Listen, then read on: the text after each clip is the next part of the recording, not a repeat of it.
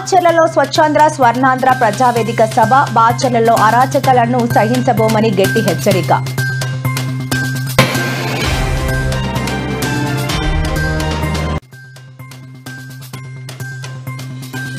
రాజకీయాల్లో ఎవరూ స్పేస్ ఇవ్వారన్న జాగృతి అధ్యక్షురాలు కాంగ్రెస్ లోకి వెళ్లే ఆలోచన తనకు లేదని స్పష్టం చేసిన కల్వకుంట్ల కవిత.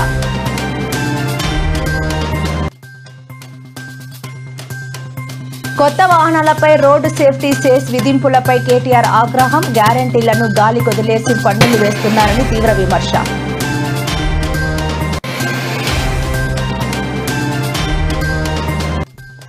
ఆంధ్రజ్యోతిపై పరువు నష్టం దావా వేస్తాం. వైసీపీ ఎస్వి సతీష్ రెడ్డి సంచలన వ్యాఖ్యలు.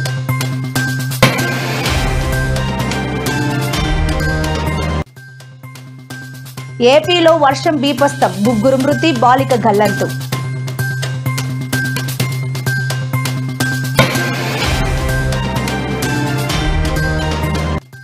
Pawan mania OG cinema ticket అక్షరాల ₹1,00,000 కొనుగోలు చేసిన అభిమాని.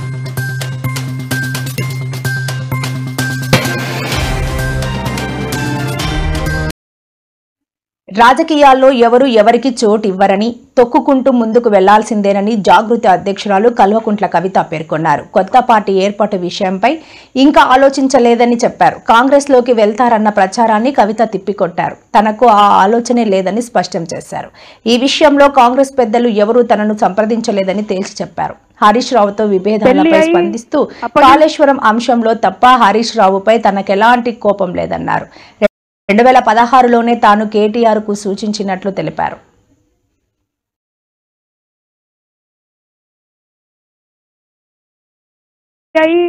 అప్పగింతలు చెప్పి తల్లిదండ్రులు ఇచ్చిపెట్టిపోతేనే బాధ ఉంటుంది. అటువంటిది తండ్రి బాగుండాలి, తల్లి బాగుండాలని కొట్లాడేటటువంటి నన్ను కుటుంబం నుంచి విడగొట్టేటటువంటి కుట్రలు చేసినటువంటి వాళ్ళను మాత్రం నేను వదిలిపెట్టానని సందర్భంగా మళ్ళొకసారి తెలియజేస్తూ, ఈ గడ్డకు, ఈ చింతమడక గడ్డకు ఎంత పౌరుషం ఉందనేటటువంటిది ఖచ్చితంగా నేను చూపిస్తా. ఆ చూపించేటటువంటి నా ప్రయాణంలో మీరందరూ కూడా నాతో అండగా నిలవాలని చెప్పి మనస్ఫూర్తిగా మీ అందరూ కూడా నేను కోరుతా ఉన్నా. ఏ ఊరు కూడా ఎవరయ్యా జాగీర్ కాదు, కానీ అట్లా జాగీర్ లాగా చేస్తున్నటువంటి కొంతమంది ఉన్నారు. వాళ్ళ సంగతి కూడా, వాళ్ళ భర్తం కూడా ఫ్యూచర్లో పడతామని సందర్భంగా తెలియజేస్తూ, చింతమడకం సందేహం లేదు, అవునా కాదా? అంటే చింతమడక గడ్డ అంటే అంత పవర్ఫుల్ గడ్డ. చింతమడక మట్టి నుంచి ఒక ఉద్యమం పుట్టింది. దానితోని దేశ చరిత్ర మారింది, మన రాష్ట్ర చరిత్ర మారింది. మరి అదే చింతమడక గడ్డ నుంచి ఇవాళ ఇక్కడికి నన్ను ఆహ్వానించి బతుకమ్మకు రమ్మని మీరు నన్ను పిలిచినందుకు చాలా సంతోషం. ఎందుకంటే చాలా ఏండ్లు నేను రాలేదు చింతమడకకు, మీ అందరికి కూడా తెలుసు. కానీ ఈ సంవత్సరం ప్రత్యేకమైన పరిస్థితులు ఉండే, పోయిన సంవత్సరం ఇంకొక రకమైన బాధాకరమైన పరిస్థితులు ఉండే, కానీ ఈ సంవత్సరం ప్రత్యేకమైన పరిస్థితుల్లో కూడా మరి నన్ను హక్కున చేర్చుకొని మీరందరికీ ఇక్కడికి రమ్మన్నందుకు నిజంగా ధన్యవాదాలు. మీకు ఒక మాట చెప్పాలి, ఎవరికైనా కన్న ఊరంటే చాలా ప్రేమ ఉంటుంది. ఎవరికైనా కూడా సొంత ఊరిలో అనేకమైన జ్ఞాపకాలు ఉంటాయి. నాకైతే చిన్నప్పటి నుంచి మన చింతమడకలో కులాలకు మతాలకు అతీతంగా అందరం కలిసి అన్ని పండుగలు చేసుకున్నట్టు చాలా బలంగా గుర్తుంది. నేను 7, 8, 9, 10 తరగతుల వరకు కూడా ప్రతి సందర్భంగా ఇక్కడికి వచ్చేది. దసరాకు, బతుకమ్మకు అందరం అన్ని కులాలను కలిసి మంచిగా ఆడుకున్నాం. మీరు ఏదైతే మన చింతమడక ఏదైతే నాకు నేర్పించిందో, అన్ని కులాలను కలుపుకోవాలి, అన్ని మతాలను కలుపుకోవాలని మన చింతమడక ఏదైతే నేర్పించిందో, నేను దాన్నే ధైర్యంగా తీసుకొని మొత్తం తెలంగాణ అంతా తిరిగి ప్రతి పల్లెలో ఈ బతుకమ్మను తీసుకొని తిరిగిన. కేసీఆర్ గారి చుట్టూ కొన్ని దయ్యాలు ఉన్నాయి, వాళ్ళ వల్ల చాలా నష్టం జరుగుతున్నది. పార్టీలో ఉండేటటువంటి నాకు, నేను కేసీఆర్ గారి కూతుర్ని, అంతరంగికంగా నేను రాసినటువంటి లేఖనే బయటికి వచ్చిందంటే మరి ఇతర సామాన్యుల సంగతి, ఇతరుల పరిస్థితి ఏంటి పార్టీలో అన్నది ఇవాళ చర్చ జరగాల్సినటువంటి అవసరం ఉన్నది. నేను రాజకీయాల్లో ఉండడం, బీఆర్ఎస్ పార్టీలో నేను క్రియాశీలకంగా ఉండడం, నేను కేసీఆర్ గారి కూతుర్ని కావడంతో కక్ష కట్టినటువంటి కేంద్ర ప్రభుత్వం మన మీద తప్పుడు కేసులు పెట్టి ఆ తదనంతరం నన్ను అక్రమంగా మరి 5.5 నెలలు జైల్లో పెట్టడం జరిగింది. మాచర్లకు అసలైన స్వాతంత్ర్యం వచ్చింది. ఇక్కడి ప్రజల ముఖాల్లో కనిపిస్తున్న సంతోషం శాశ్వతంగా ఉండాలి అని ముఖ్యమంత్రి చంద్రబాబు అన్నారు. పల్నాడు జిల్లా మాచర్లలో నిర్వహించిన ప్రజావేదిక సభలో ఆయన ప్రసంగిస్తూ ఈ ప్రాంతంలో గతంలో జరిగిన అరాచకాలపై తీవ్రంగా స్పందించారు. రౌడీయిజం విధ్వంసాలకు పాల్పడితే ఇకపై చూస్తూ ఊరుకోబోమని, అలాంటి వారి ప్రవర్తన మార్చుకోకపోతే ప్రజలు క్షమించరని ఆయన గట్టిగా హెచ్చరించారు. చాలా అరాచకాలు జరిగాయి. మున్సిపల్ ఎన్నికల్లో ఆ రోజు మన నాయకులు వస్తే వాళ్ళ మీద దాడి చేశారు. అందుకే నేను చెప్తున్నా, రాయలసీమలో ముఠాలు లేకుండా చేశాను. ఈ రోజు చెప్తున్నా, పల్నాడులో ఖబర్దార్ జాగ్రత్తగా ఉండండి. రౌడీజం చేసి నేరాలు ఘోరాలు చేసి, నేను 14లో ముఖ్యమంత్రి కాదు, 95లో ముఖ్యమంత్రిని. ఆ విషయమే చాలా సందర్భాల్లో చెప్పాను. మంచి కార్యక్రమాలకు రండి, ప్రజల అభిమానాన్ని పొందండి, నేరాలొద్దు, ఘోరాలు చేయొద్దండి, ప్రజలపైన దాడులు చేయొద్దండి. అవసరమైతే ప్రజల ఆస్తులకు రక్షణగా నిలబడదాం తప్ప ఒక విద్రోహ శక్తులుగా తయారు కావద్దని కోరుతున్నా. 84 నుంచి చూస్తున్నాను. ఆ రోజు ఎక్కడో రాజీవ్ గాంధీని హత్య చేస్తే మాచర్లలో ఉండే రౌడీలు ముఠా నాయకులు ఇక్కడ ప్రజల ఆస్తుల్ని విధ్వంసం చేశారు. అవునా కాదా అని మిమ్మల్ని అడుగుతున్నా. ఈ మాచర్లలో ఇటీవల కాలంలో ప్రజాస్వామ్యం లేదు, ఎన్నికలు లేవు. వీళ్ళు ఎట్ట తయారంటే, చరిత్రలో కొంతమంది డిక్టేటర్లు ఉంటారు, వారికి ఏ గతి అయిందో ఇక్కడ కూడా మీ ప్రవర్తన మార్చుకోకపోతే మిమ్మల్ని ప్రజాస్వామ్యం క్షమించదని మరొక్కసారి హెచ్చరిస్తున్నా. ఇన్ని సంవత్సరాల అనుభవం ఉండే నేను ఆత్మకూరులో బాధితుల్ని తీసుకురావాలంటే ఇక్కడికి తీసుకురాలేక గుంటూరులో క్యాంపు పెట్టి, నేను రావాలంటే మా ఇంటికి ఆ రోజు తాళ్లు కట్టి రానియకుండా చేశారు. ఆ రోజే చెప్పా, నా ఇంటికి తాళ్లు కట్టారు కానీ మీ మెడకు ఉరి తాళ్లు వేసుకున్నారు, జాగ్రత్తగా ఉండమని అప్పుడే చెప్పాను. అదే జరిగింది. ఇక్కడ 2 కార్యక్రమాలు, జేజేఎం జల్ జీవన్ మిషన్, దీని ద్వారా మొత్తం మాచర్ల గురజాల ప్రతి ఇంటికి నీళ్లు ఇచ్చే బాధ్యత 3 ఏళ్లలో పూర్తి చేసే బాధ్యత నాదని మరొకసారి హామీ ఇస్తున్నా. 2 మాచర్ల టౌన్ కి నీళ్లు ఇచ్చే బాధ్యత ఏదైతే అమృతలో. తెలంగాణలో కొత్తగా వాహనాల కొనుగోలు చేసే వారిపై రోడ్డు సేఫ్టీ సెస్ పేరుతో ప్రభుత్వం అదనపు భారం మోపడాన్ని కేటీఆర్ తీవ్రంగా తప్పుపట్టారు. ఇది పేద మధ్యతరగతి ప్రజలను దగా చేయడమేనని ఆయన మండిపడ్డారు. రహదారి ప్రమాదాల నివారణకు సుప్రీంకోర్టు ఇచ్చిన ఆదేశాలను అమలు చేయాల్సింది పోయి ఆ భారాన్ని ప్రజలపైకి నెట్టడం ప్రభుత్వ ప్రజా వ్యతిరేక వైఖరికి నిదర్శనమని విమర్శించారు. హైడ్రా వంటి తప్పుడు విధానాలతో ప్రభుత్వ ఖజానాకు గండి కొట్టి ఇప్పుడు ఆ లోటును పూడ్చుకోవడానికే ఇలాంటి పన్నులు వేస్తున్నారని ఆరోపించారు. పూట దగా చేసే దురాలోచనతో ముందుకొచ్చింది. కొత్త వాహనాల కొనుగోళ్లపై జీఎస్టీ తగ్గిందనే ఆనందాన్ని అది అమల్లోకి రాకముందే ఆవిరి చేసింది. తెలంగాణలో ఇక నుంచి కొత్త వాహనాలు కొనుగోలు చేయాలంటే కాంగ్రెస్ ప్రభుత్వం తెచ్చిన సెస్సును తప్పనిసరిగా చెల్లించాల్సిందే. రోడ్డు భద్రతా సెస్సు పేరిట రాష్ట్రంలోని పేద మధ్యతరగతి ప్రజల్ని జలగల్లా పట్టిపీడించేందుకు సర్కారు సిద్ధమైంది. ఈ క్రమంలో రోడ్డు భద్రతా సెస్సుతో ఏటా 270 కోట్ల రూపాయలు కొల్లగొట్టేందుకు సర్కారు సిద్ధమైంది.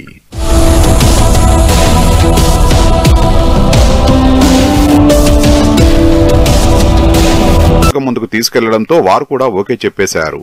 కాగా కొత్త వాహనాల సమయంలో వసూలు చేసే సెస్ డబ్బును రవాణా శాఖ కమిషనర్ ఆపరేట్ చేసేలా ప్రత్యేక ఖాతాను తెరుస్తామని ప్రభుత్వం చెప్తున్నది. ఇలా వసూలు చేసే సొమ్ముతో సెమినార్లు, వర్క్షాపులు, డ్రైవింగ్ శిక్షణా కేంద్రాలు, ట్రాఫిక్ ఎడ్యుకేషనల్ పార్కులు, భారీ వాహనాల డ్రైవర్లకు కంటి పరీక్షలు, స్పీడ్ లేజర్ గన్లు, బ్రీత్ అనలైజర్లు, ఇతర ఎన్ఫోర్స్మెంట్ పరికరాల్ని కొనుగోలు చేస్తామని చెప్తున్నది.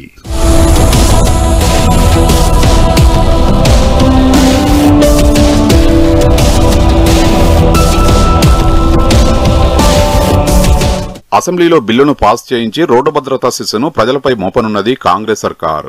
ఈ బిల్లు అసెంబ్లీలో ఆమోదం పొందితే బైక్ కొనుగోలుదారులకు 2,000 రూపాయలు, కార్లు, తేలికపాటి వాహనాలు కొనుగోలు చేసేవారి నుంచి 5,000 రూపాయలు, ఇతర భారీ వాహనాలు కొనుగోలు చేసేవారి నుంచి 10,000 రూపాయల దాకా వసూలు చేయనున్నారు. ఏటా సగటున 9 లక్షలకు పైగా వాహనాలు రిజిస్టర్ అవుతున్నాయి. అత్యధికంగా ద్విచక్ర వాహనాలే 6 లక్షల వరకు ఉంటున్నాయి. ఆ తర్వాత 1,50,000 వరకు కార్లు, ఇతర వాహనాలు ఉంటున్నాయి. మన దగ్గర రిజిస్టర్ అయ్యే కొత్త వాహనాల సంఖ్యను బట్టి ఈ మొత్తం విలువ 270 కోట్ల వరకు ఉంటుందని అంచనా.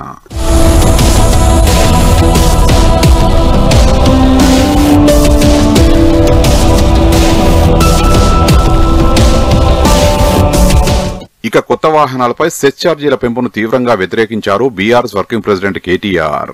సామాన్య ప్రజల్ని పీడించుకు తినడం దుర్మార్గమన్నారు. హైడ్రా లాంటి దిక్కుమాలిన విధానాలతో ప్రభుత్వ ఆదాయాలకు గండికొట్టి ఇప్పుడు ఆ లోటు పూడ్చలేక సామాన్య ప్రజలపై విరుచుకుపడతారా అని మండిపడ్డారు. రోడ్ సేఫ్టీ సెస్ పేరిట ఒక్కో కొత్త వాహనం కొనుగోలుపై ఏకంగా 2 నుంచి 10,000 వరకు అదనపు భారం వేయడం సరికాదన్నారు. ఇది పేద మధ్యతరగతి ప్రజానీకాన్ని దగా చేయడమేనని ఫైర్ అయ్యారు. 2 ఏళ్లు కావస్తున్నా గ్యారంటీలను గాలికొదిలేసి చివరికి ప్రజల నుంచే 270 కోట్ల రూపాయల ముక్కుపిండి వసూలు చేసే కుట్ర జరుగుతోందని చెప్పారు. రాష్ట్ర ప్రజల కోసం పోరాడుతున్నాం, నేల కాకపోతే 2 నెలలు జైల్లో పెట్టండి అని మాజీ మంత్రి పేర్ని నాని ఆగ్రహం వ్యక్తం చేశారు. రాష్ట్రంలో ఎక్కడా లేని విధంగా 400 మందిపై కేసులు పెట్టారని మండిపడ్డారు. జిల్లా ఎస్పీ, వైఎస్ఆర్సీపీ నేతలు, కార్యకర్తలపై కేసులు పెట్టడాన్ని తాము తప్పుబట్టడం లేదన్నారు. వైఎస్ఆర్సీపీ సీనియర్ నాయకులు మాజీ మంత్రి పేర్ని నాని తాజాగా మీడియాతో మాట్లాడుతూ 360 రోజులు సెక్షన్ 30 పెట్టడం అనేది ధర్మమేనా? ఈ విషయాన్ని రాష్ట్ర హోంమంత్రి డీసీపీ విఘ్నతకే వదిలేస్తున్నా. ప్రభుత్వం మెడికల్ కాలేజీలను చంద్రబాబు ప్రైవేట్ పరం చేస్తున్నారు. సౌకర్యం కోసం, ఒక గొప్ప అవకాశం కోసం పాడు చేసేటువంటి ప్రభుత్వాన్ని నిరసన తెలియజేయడం కోసం శాంతియుతంగా మేము ప్రోగ్రాం పెట్టాము, అప్లికేషన్ పెట్టాము. మేము ఇవ్వను అన్నారు, రిజెక్ట్ చేశారు, మైక్ పెట్టారు.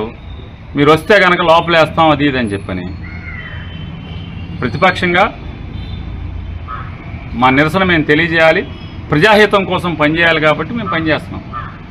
కొత్త ఎస్పీ గారు వచ్చారు, 400 కేసులు, 400 మంది మీద రాష్ట్రంలో మొట్టమొదటిసారిగా ఒక ప్రతిపక్షం చేసినటువంటి ఒక నిరసన కార్యక్రమంలో 400 మంది మీద 10 సంవత్సరాల శిక్ష పడేటువంటి ఒక నేరం కూడా దీంట్లో పెట్టి మా 400 మందిని బెయిల్ రాకుండా ఎన్నాళ్ళు కావాలంటే అన్నాళ్ళు ఉంచేట్టుగా సెక్షన్ కూడా పెట్టారని చెప్పి పాత్రికేయ మిత్రులు చెప్తున్నారు. తప్పేం, ప్రజల కోసం పనిచేసేప్పుడు ఈ అన్నాళ్ళైనా ఉంటాం, పెద్ద ఇష్యూ ఉంది. చంద్రబాబు నాయుడు, కొల్లు రవీంద్ర వీళ్ళు వాళ్ళ ఇష్టం చేసుకొని, ఇప్పుడు మనం ఏమైనా మర్డర్ చేసి బెయిల్కి ఎవరన్నా మా పొడి చేయండి, వాళ్ళని పొడి చేయండి, వీళ్ళని పొడి చేయండి అని చెప్పి మనం దొరికిపోయి వెళ్తే నామోషి పడాలి. కానీ అట్లా దొరికిపోయినోడే నామోషి పడినప్పుడు, ప్రజాహితం కోసం పనిచేస్తున్నప్పుడు ఏముంటుంది, నెల అయితే ఉంది, 2 నెలలు అయితే ఉంది, తప్పే ఉంది, నామోషి ఉంది. దాంట్లో ఈ జిల్లాలో జనసేన, తెలుగుదేశం పార్టీ వీళ్ళు ఎవరు అరాచకాలు చేసినా కూడా అంతే కొరడా జులిపించమని చెప్పండి. మా మీద 400 మంది మీద ఎట్లా అయితే కొరడా జులిపించారో, మీరు పర్మిషన్ నిరాకరించినా కూడా మేము ధర్నా చేయటానికి వెళ్ళామని చెప్పని, నిరసన వ్యక్తం చేయటానికి వెళ్ళామని. ఏపీపై పడి పచ్చమూక దోచుకొని తింటుందన్నట్టు ఎస్వి సతీష్ కుమార్ రెడ్డి మండిపడ్డారు. వైఎస్ భారతికి 2 కంపెనీలలో వాటాలున్నాయని ఆంధ్రజ్యోతిలో రాశారు. దీన్ని రాధాకృష్ణ నిరూపిస్తారా? నిరూపించకపోతే పరువు నష్టం దావా వేస్తాం. వైఎస్ భారతి నిరాడంబరంగా జీవిస్తున్నారు, స్వచ్ఛంద సంస్థకు ఎంతో సహాయం చేస్తున్నారని సతీష్ రెడ్డి పేర్కొన్నారు. నాడు నేడు పేరుతో వైఎస్ఆర్సీపీ ప్రభుత్వం సమూల మార్పు తీసుకువచ్చిందని, రాష్ట్రంలో ఉన్న డిస్టరీలు అన్ని చంద్రబాబు హయాంలో ఏర్పాటు చేసినవే, చంద్రబాబుని అబద్ధాలు ఆపు అంటూ ఎస్వి సతీష్ రెడ్డి నిప్పులు చెరిగారు. ఈరోజు పేపర్ చూస్తే మరీ దారుణంగా ఉంది. వైఎస్ భారతీరెడ్డి జగన్మోహన్ రెడ్డి గారి సతీపని మీద 2 కంపెనీలు ఉన్నాయి అని చెప్పి ఇప్పుడు ఈడీ ఇచ్చినటువంటి దాంట్లో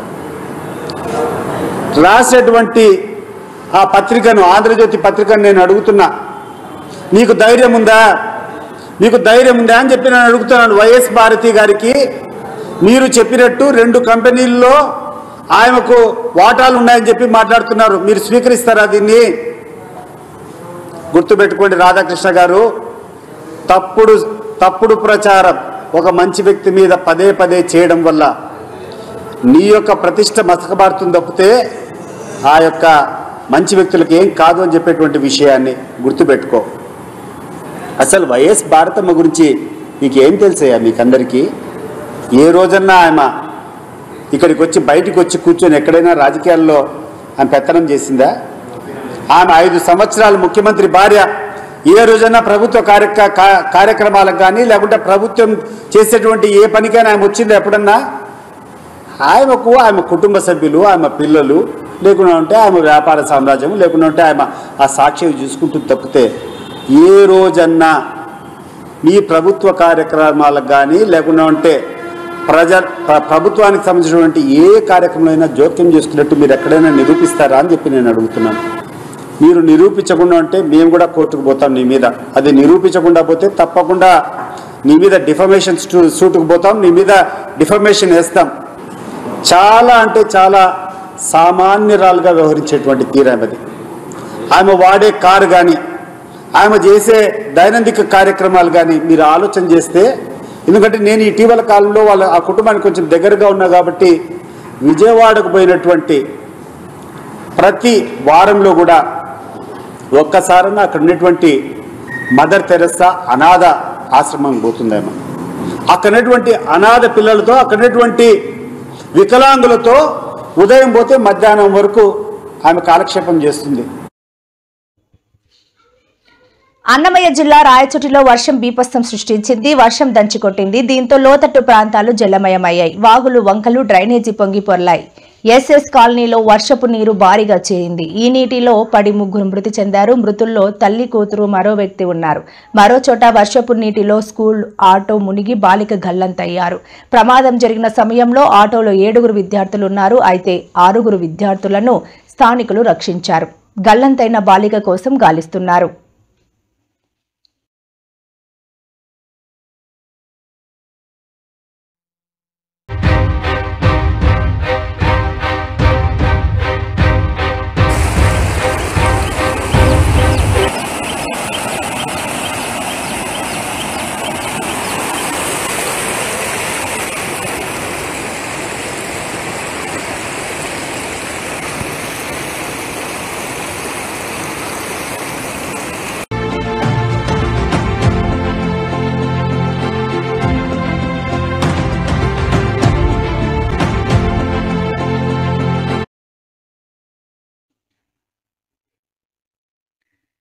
పవన్ కళ్యాణ్ నటించిన ఓజీ సినిమా ఇంకో 5 రోజుల్లో విడుదల కానున్న నేపథ్యంలో సెలబ్రేషన్స్ ఓ స్థాయిలో ఉండేలా ఫ్యాన్స్ ప్లాన్ చేసుకుంటున్నారు. అయితే ప్రీమియర్ షో మొదటి టికెట్ వేలం పేరుతో ఈ మధ్య ఫ్యాన్స్ కొత్త ట్రెండ్ స్టార్ట్ చేశారు. తాజాగా తెలుగు రాష్ట్రాల్లోనూ బుకింగ్స్ ఓపెన్ చేయడంతో ఇక్కడ వేలం మొదలుపెట్టారు. తాజాగా నిర్వహించిన ఓ వేలంలో ప్రీమియర్ షో మొదటి టికెట్ను అక్షరాల ₹1,00,000 పెట్టి కొన్నారు. అంతేకాదు అక్కడికక్కడే ₹1,00,000 చెక్ కూడా రాసిచ్చారు. ప్రస్తుతం ఈ చెక్ సోషల్ మీడియాలో వైరల్ గా మారింది.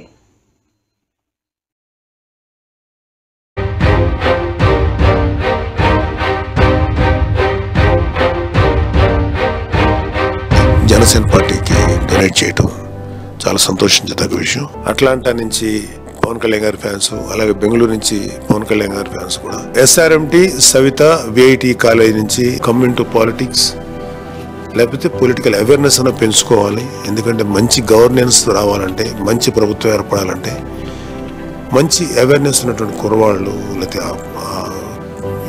యువతులు రాజకీయాల్లో పాల్గొనాలి. Especially students. మీ అందరికీ నా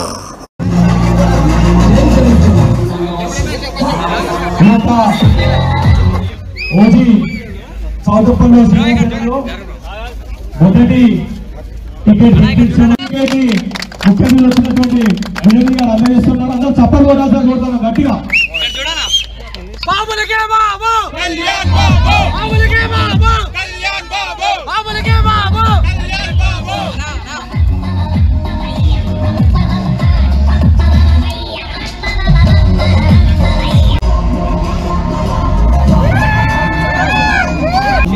అంటేనే అప్పటి నుంచి అందరు బాబులకే బాబు సీఎంలకే సీఎం మన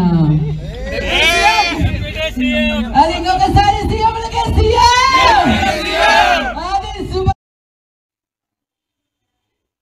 హైదరాబాద్ నాంపల్లిలోని మహిళా డిగ్రీ కళాశాలలో ముందస్తు బతుకమ్మ సంబరాలు నిర్వహించారు. ఈ కార్యక్రమానికి తెలంగాణ మంత్రి సీతక్క అతిథిగా హాజరయ్యారు. విద్యార్థినులతో కలిసి ఆమె బతుకమ్మ ఆడారు. ఈ వేడుకల్లో కళాశాల యాజమాన్యం, విద్యార్థినులు పాల్గొన్నారు.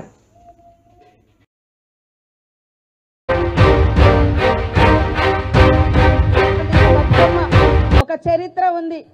కాకతీయుల కాలం నుండి ఈ బతుకమ్మ ఉంది అని చెప్పడానికి మనం బతుకమ్మ ఆడేది మొదటి రోజు దేవుడి దగ్గర అయితే, తర్వాత మరి చెరువులోకి వెళ్ళి బతుకమ్మలు నేస్తా ఉంటాం. కాకతీయుల కాలం నుండే చెరువులు మన ప్రాంతంలో తీయడం జరిగింది. ఒకప్పుడు మంచినీటి వ్యవస్థ కానీ పాడి పంటలు కానీ పూర్తిగా చెరువుల మీద నుంచే వచ్చేది. కాబట్టి చెరువులకు ధన్యవాదాలు మొక్కుకునే, రుణం తీర్చుకునే పండుగ. మరి అత్తగారింటికి పోయిన తర్వాత 6 నెలలకు తిరిగి వచ్చే పండుగ ఈ బతుకమ్మ. ఇప్పుడంటే అందరూ బస్ రవాణా వ్యవస్థ ఉంది, ఫోన్లు ఉన్నాయి, మాట్లాడుకుంటున్నారు. కానీ ఒకప్పుడు అత్తగారింటికి పోయిన బిడ్డ కడుపు నిండా తిన్నదో తినలేదో అని మరి పండుగకు వస్తే 9 రోజులు 9 రకాల నైవేద్యాలను పెట్టి మనమందరం ఇక్కడ కష్ట సుఖాలు, చిన్ననాటి అనుభూతులను పంచుకుంటూ మనం తెచ్చిన ప్రసాదాన్ని కూడా పంచుకొని కడుపు నిండా కష్టాలు సుఖాలు పంచుకోవడం, అమ్మ పెట్టినటువంటి నైవేద్యాన్ని దేవతలకు పెట్టి మనం కూడా తీసుకొని తద్వారా ఆరోగ్యాన్ని పొందడం. కాబట్టి ఆనవాయితీగా మన పూర్వీకులు ఇచ్చిన ప్రతి పండుగలో ఒక సైంటిఫికల్ రీజన్ ఉంది. గౌరమ్మను మొక్కి మరి ఇవాళ అన్ని రకాల పువ్వులలో కూడా ఔషధ గుణం ఉంది. వర్షాలు పడి చెరువులు నిండిన తర్వాత ఒకప్పుడు ఎక్కువ మనం చెరువుల నుంచే నీళ్లు తీసుకొచ్చుకొని చెరువులను కాపాడుకో ఈ వాడలో నమ్మో.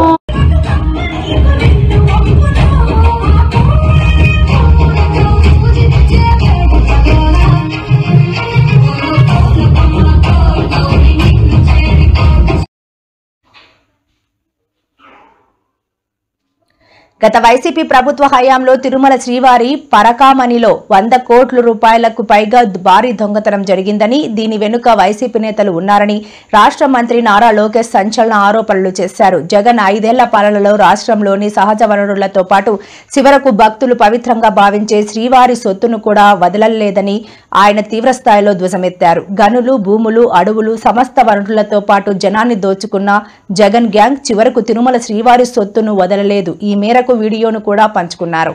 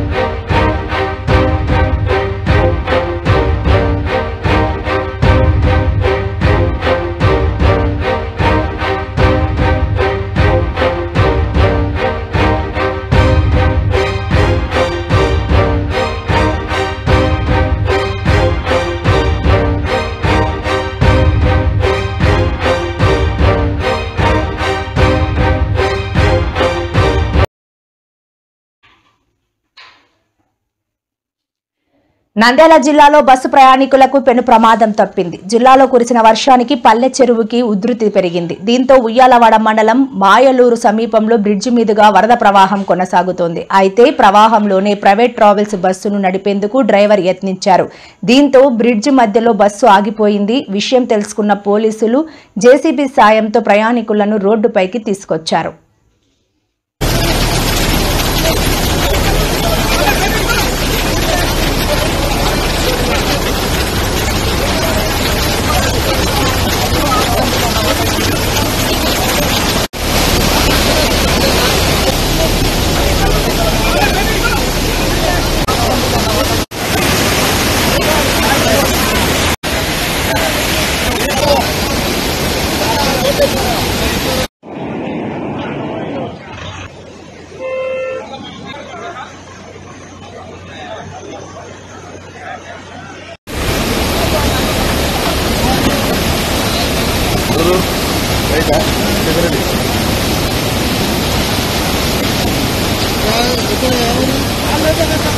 Hello.